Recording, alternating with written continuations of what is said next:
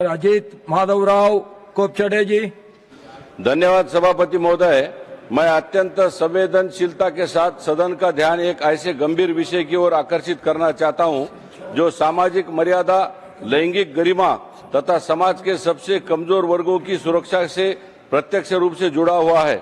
आज देश में यह एक गंभीर और चिंताजनक स्थिति बन चुकी है कि यौन क्षमता बढ़ाने वाली दवाइयां बिना चिकित्सकीय परामर्श लिए बिना खुलेआम बेची जा रही है, जो सार्वजनिक स्वास्थ्य, कानून व्यवस्था और सामाजिक गरिमा के लिए सीधा और गंभीर खतरा उत्पन्न कर रही है।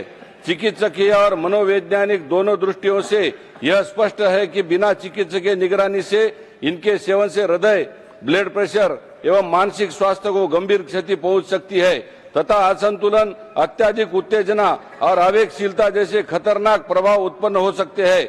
जानकारी के अभाव के चलते इन यौन दवाओं के दुरुपयोग से अस्वाभाविक यौन गतिविधियों तथा जबरन यौन आचरण की चिंताजनक प्रवृत्तियां सामने आ रही है।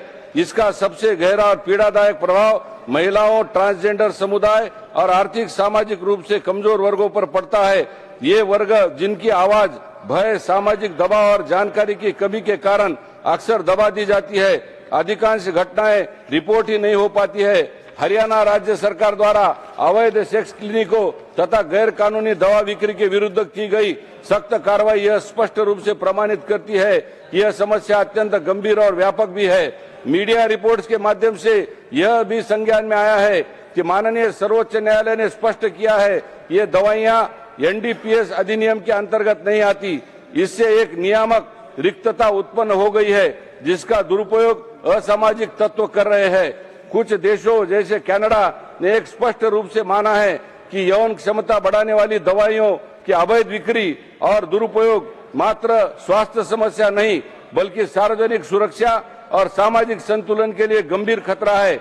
इसलिए ऐसे कृत्यों को वहां दंडनीय अपराध के रूप में वर्गीकृत किया गया है।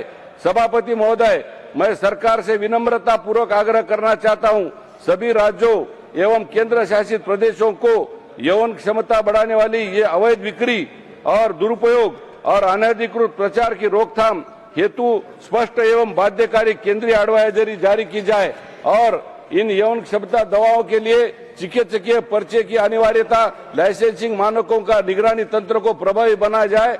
अवैध क्लिनिकों, अनाधिकृत मेडिकल स्टोर तथा अनियंत्रित ऑनलाइन एवं डिजिटल ये प्लेटफॉर्म, इनके विरुद्ध अंतर्राज्यीय समन्वय के साथ निरंतर कार्रवाई सुनिश्चित करना बहुत जरूरी है, क्योंकि यह जो विषय है बहुत गंभीर है। ये गरीब समाज और खास करके ट्रांसजेंडर समुदाय और हमारा जो कमजोर वर्ग है उनके खिलाफ ये बहुत समस्याएं निर्माण हो रही है। सरकार ने इस विषय को गंभीरता से समझते हुए